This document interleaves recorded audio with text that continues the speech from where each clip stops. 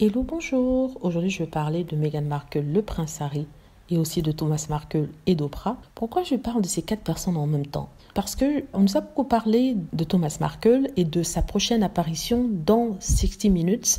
C'est une sorte d'émission 60 minutes chrono. Il y a une version américaine, mais celle dont je vais parler, c'est celle australienne. Donc, on sait à quel point l'Australie aime Meghan Markle et le prince Harry. Donc ça, c'est ironique, parce que tous les jours, les journaux australiens ne ratent pas une occasion de taper sur le prince Harry et Meghan Markle. Et cette fois-ci, c'est 60 Minutes qui passe sur la chaîne, je crois que c'est la chaîne Sky ou Fox, je n'en suis pas sûre. Vous savez que les deux chaînes sont possédées par Rupert Murdoch, qui ne tient pas Meghan Markle dans son cœur non plus. Et ils ont décidé de faire une émission, un segment sur le père de Meghan Markle, Thomas Markle.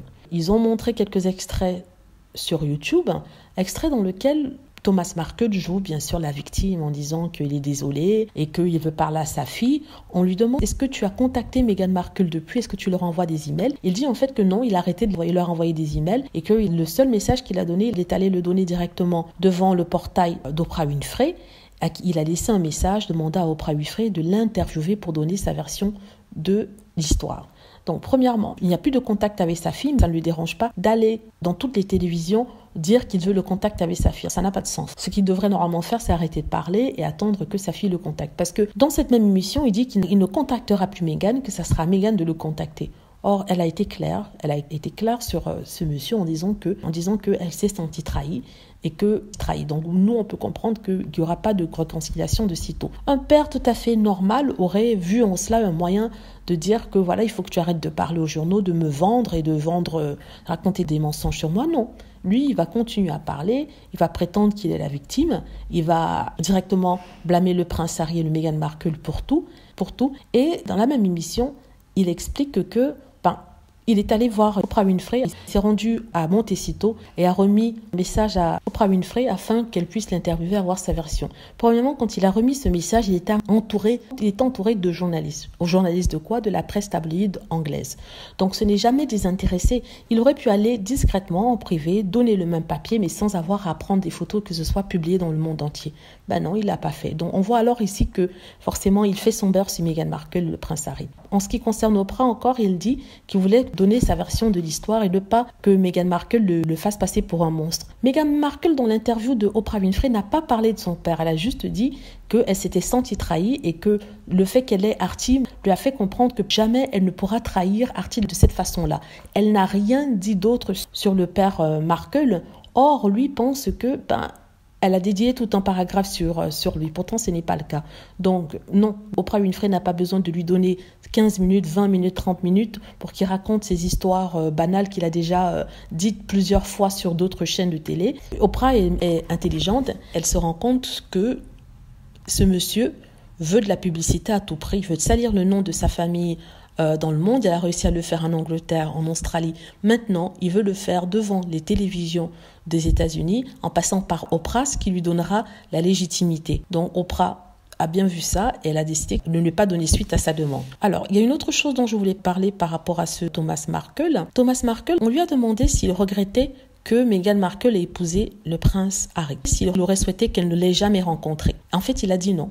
Il a dit non, que si Meghan Markle et le prince Harry se sont rencontrés, sont amoureux, ce n'est pas un problème, c'est bien qu'ils se soient rencontrés, mais qu'ils n'aiment pas la façon dont ils se comportent. Donc je me suis dit, mais il n'allait pas dire autre chose, il n'aurait pas dit autrement, parce que si Meghan Markle n'avait pas rencontré le prince Harry, il n'aurait pas l'occasion d'avoir une plateforme internationale pour parler de sa vie et de ce fait faire de l'argent, parce qu'il fait de l'argent en tapant sur sa fille. Donc si Meghan Markle n'avait pas rencontré le prince Harry, n'avait pas eu tout ce drame avec la famille royale, le père de Meghan Markle n'aurait pas d'argent, n'aurait pas fait autant d'argent. On parle quand même de près de 300 000 euros qu'il a fait sur le dos de sa fille en vendant des interviews, en vendant des photos, ainsi de suite.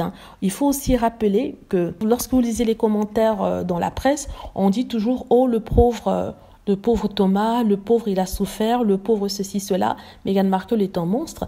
Mais je dis à ces personnes et ces trolls, mettez-vous à la place de Meghan Markle. Vous avez un papa que vous aidiez constamment quand il était dans le pétrin. Vous lui donniez 10 000 $ par exemple, comme elle l'a fait plusieurs fois pour qu'il ait un beau Noël.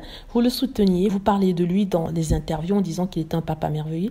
merveilleux. Et tout d'un coup, il parle à la presse. Quand vous vous mariez, il parle à la presse de façon négative de ce monsieur en révélant ce qui a été dit avec lui lors d'une conversation avec lui. Il vous raccroche au nez. Il évite de prendre vos appels pour créer une situation et après se plaindre que vous ne le contactiez pas. Tout ça pour gagner de l'argent. En plus de ça, il vous menace qu'il révélera des secrets. On ne sait pas de quel secret il parle, mais qu'il révélera des secrets si vous ne le contactiez pas. Mais quel genre de père est-ce? Un père amoral, un père égoïste, un père très narcissique, un père qui ne pense qu'à lui, moi, il ne pense pas aux autres. Ce monsieur, je le rappelle, a 2 autres petits-enfants qui ont la trentaine et qu'il n'a jamais vus. Ce sont les premiers enfants de sa fille Samantha Markle. Il ne les a jamais rencontrés. Donc, comment se fait-il qu'il ne rencontre pas ces petits-enfants-là, mais il insiste pour rencontrer les enfants de Harry et Meghan? Tout ça parce que, bien sûr, il a d'argent à faire, il veut une photo, il veut faire de l'argent et il veut se faire au maximum possible sur le dos de sa fille Meghan, comme son autre fille Samantha Markle l'avait fait en donnant des interviews et en écrivant des livres sur la pauvre Meghan. Je dis la pauvre Meghan parce que ici, c'est la victime dans tout ça. Donc voilà, c'est tout ce que je voulais dire par rapport à ça. C'est triste, c'est une triste histoire de famille recomposée parce que comme on sait, Meghan Markle a des demi-frères et que son père a divorcé de sa mère. Donc il y a une sorte je vois dans ça une famille qui veut changer sa condition de vie, son niveau de vie en utilisant leur sœur qu'ils sacrifient comme ça pour se faire du blé. C'est triste, c'est dommage, mais je crois que Meghan Markle a fait un trait dessus, je crois qu'elle a fait un trait sur cette famille-là. Elle a compris que maintenant sa famille se résumait qu'à Doria, ses enfants et le prince Harry, et c'est comme ça qu'elle va avancer. Donc, je vous ai fait un petit résumé de ce que j'ai vu, les petites brides sur l'émission dans laquelle Thomas Markle apparaissait. Il n'y a rien de nouveau, sinon la même chose. Oui, Meghan a fait ceci, Meghan a fait cela, elle ne m'a pas contacté. Si elle ne me contacte pas, je vais révéler de ceci. Meghan Markle était mauvaise avec la reine, on ne parle pas comme ça de la reine. Pourtant, lui-même, je me souviens qu'il avait dit des choses horribles sur la reine en disant que la royauté était obsolète et que la reine n'était pas la seule à posséder je ne sais plus quoi. Mais bon, je vais retrouver la citation en question et je vous la lirai. Voilà, j'espère que je n'ai pas parlé trop vite dans la vidéo, mais bon, je suis un peu énervée. Voilà, j'espère que vous avez aimé la vidéo. N'hésitez pas à cliquer sur like si c'est le cas, à vous abonner pour plus de vidéos, à cliquer sur la petite cloche afin d'être averti lorsque je poste une nouvelle vidéo. Merci.